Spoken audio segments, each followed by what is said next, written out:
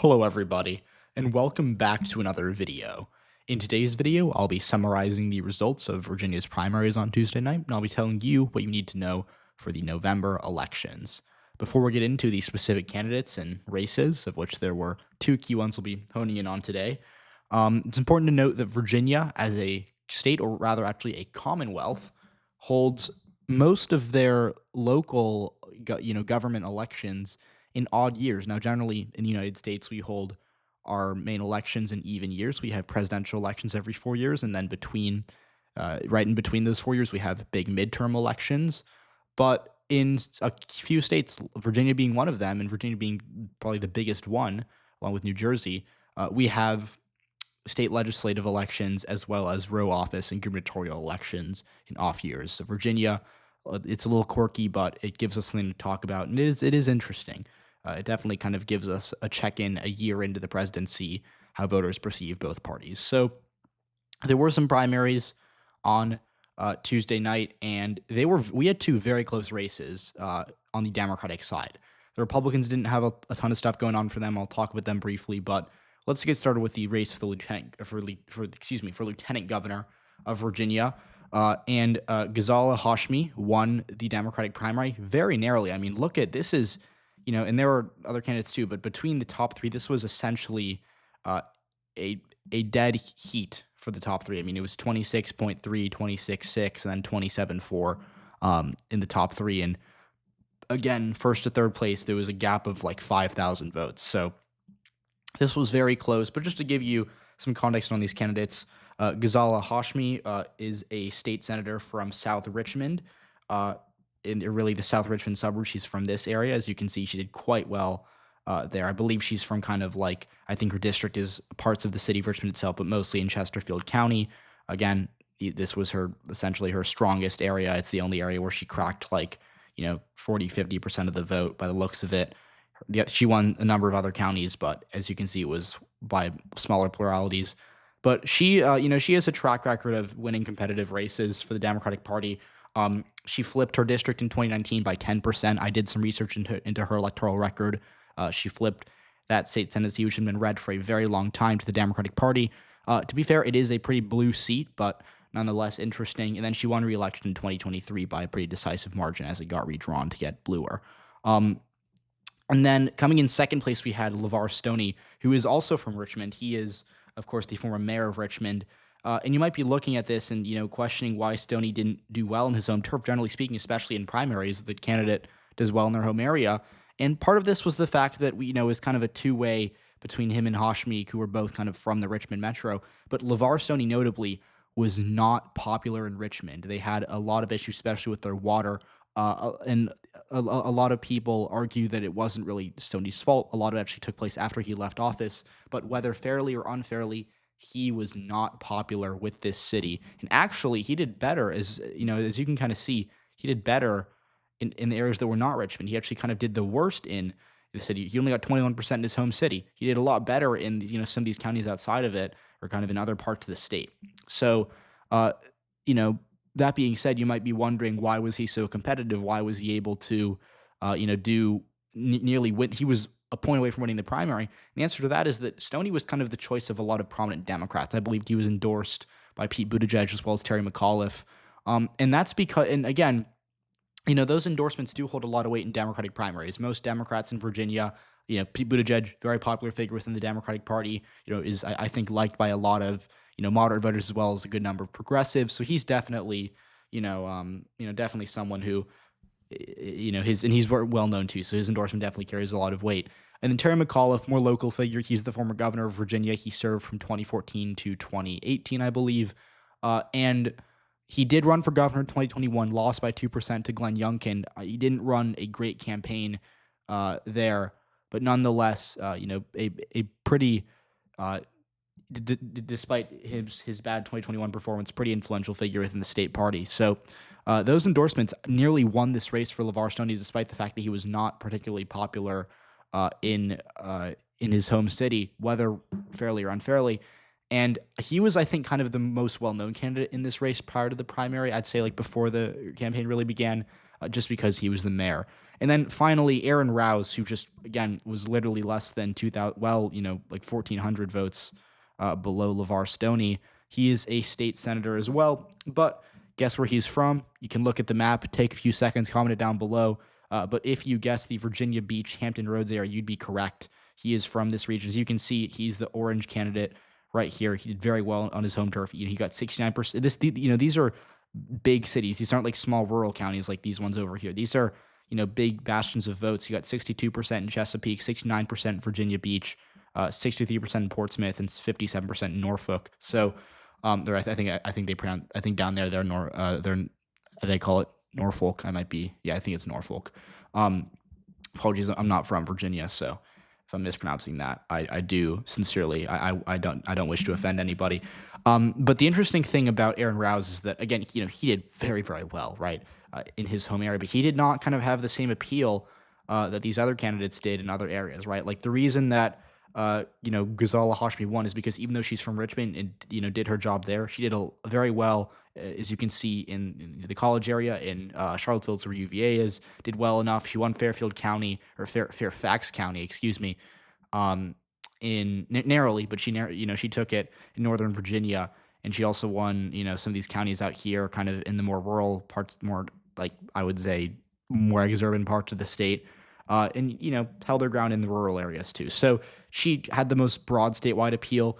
It looks like LeVar Stoney didn't do well in Richmond, but he was able to win kind of the more rural, prominently black counties, or at least black Democratic electorates in these rural counties down south. He also did quite well kind of in the areas that are more left trending up here beyond Richmond. So he did kind of well out. He kind of had a little circle around Richmond where he was well liked, but didn't in the city itself was not really the favorite. And then obviously Aaron Rouse coming in third did. Like of all the candidates, probably had the most strong local support. I believe Elaine Luria, who's the former Democrat representative of this district over here, endorsed Aaron Rouse, and that's why he was able to do quite well in this region. But beyond that, wasn't a ton of appeal. And the interesting thing is that Virginia, for the past 10, 12 years, the Democratic parties had a lot of their support come from Northern Virginia, right? Like you look at Fairfax County, ton of votes cast. Arlington, you look at some of these cities like I think Alexandria, and then you've got Fairfax, the city itself. Another one, Loudoun County, which did narrowly go for Stoney, but it was by literally 34 votes. So again, you look at these areas, Northern Virginia, very close in general, and that was mostly because there wasn't really a Nova candidate. And I think had there been a competitive gubernatorial primary, Spanberger would have done super well in this Nova area. But she didn't have to do well because no one ran against her. But the point I'm making here is that we had two candidates from Richmond and one candidate from Virginia Beach. There was no one from Nova, and I wonder had there been. I mean, maybe it's possible. I think one of these more small candidates might have been there. But had there been a candidate of this tier who was from Nova, it could have been a totally different primary. It could have actually probably, by the looks of it, it might have actually boosted Aaron Rouse to victory because they might have taken away more votes from Stoney and Hashmi, who seem to be a bit more popular than Rouse and Nova. So very interesting nonetheless. I think in terms of electability, Hashmi is, she's strong enough. This is a Democratic-leaning race. Republicans don't have an incumbent. They're running, for their part, a radio host who didn't have a primary because no one ran against him. And so I think this race starts out as Democrats in Hashmi being favored. And just Hashmi, decent track record electorally.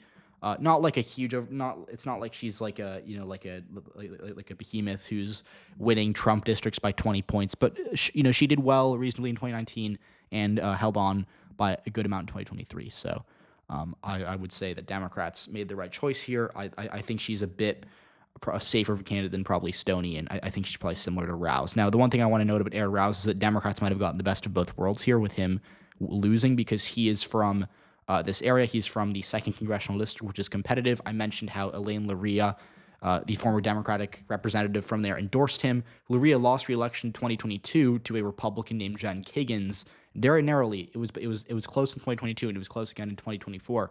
Democrats don't have a candidate to run against Kiggins, or at least a very strong one. So Aaron Rouse might be the guy they try to get on their side because he's a state senator, good base, seems to be quite popular here just based on this primary, at least among the Democratic electorate. So I think he might, say that he's going to run a campaign in 2026 against Elaine Luria, since this did not go his way. So interesting. Let's go now to the race for Attorney General on the Democratic side. This was another close one. It was a 2% margin of victory for Jay Jones over Shannon Taylor. Let's talk about Jay Jones. He is, of course, a former delegate, so he's a bit less known. The Democrats had a bit, I'd say, not weaker, but a bit smaller, not in the literal, yes, in the literal sense, but like smaller in the sense that like smaller names ran, or less known names ran. But he's a delegate, not a state senator, so he represents. It's kind of like the distinction between like a member of the House of Representatives and a senator, right? It's a bit generally lower ranking because you're in the lower chamber and you represent fewer people. But so Jay Jones, he's a former delegate from Virginia Beach, so Democrats are representing kind of all in the three key elections. They're representing all three of their key areas. Spanberger for governor is probably the more from Nova. You've got Ghazala Hashmi from the Richmond area, and then you've got Jay Jones from Virginia Beach, and I think actually from Chesapeake. I think he's from this county right here. Regardless, though, again, former delegate. He retired in 2023, I believe, from the state house. He's younger. He's a younger politician, but I don't know. I think he passed in running for re-election in 2023 just because his district got redrawn to be more competitive. So overall, I think he's a pretty generic Democrat that you would find to run in a race like this. He was, when he ran for the House of Delegates, he was in a safer district and then retired. So we don't know how he would have done in 2023 in a more competitive environment. But nonetheless, as you can see, he did the best kind of in his, on his home turf. Didn't do too well in Nova, though, and that's, it's interesting because Shannon Taylor is from Henrico County. She is an attorney.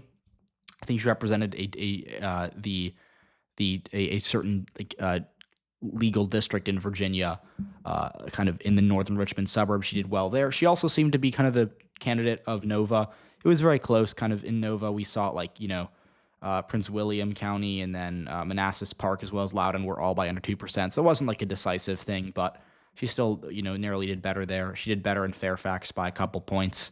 So she got her support. It looks like, among the more, I would say whiter parts of Virginia, even though Nova's pretty diverse, as is kind of the Richmond suburbs, but these areas that here are a lot more white, whereas these areas down here are predominantly black. For the Democratic Party. So, kind of some little coalition analysis there. But for the most part, it seems as though, even though Shannon Taylor did well in Nova, which is where the majority of the votes are, she didn't do well enough to offset the pretty big margins that Jay Jones was getting in the Virginia Beach area. She did win her home county, but she didn't win the city of Richmond, and she didn't win Chesterfield. So she didn't do well enough in Richmond either. This is a very close race. She definitely could have won, but it looks like Jay Jones. It's for sure Jay Jones who won by 9,700 votes. So two close races there. Now, who will Jay Jones be running against? He's got his work cut out for him because he's running against the incumbent Attorney General of Virginia, Jason Miyares, who is a Republican. Miyares in 2021 unseated incumbent Democrat Mark Herring. And Miyares, he's I think he's probably the strongest Republican on the ticket this year. For governor, GOP running Winsome Earl Sears, who's currently the lieutenant governor. As I mentioned, for lieutenant governor, they're running John Reed, who I think is probably the weakest candidate. And then they're running, of course, their incumbent, Jason Miyares. So Jay Jones, I think, is probably going to have the toughest race of any Democrat here, but we'll talk more about that in another video. So just wanted to keep you all updated on what's going on in Virginia. I'll have another analysis of these elections coming out soon because they're heating up.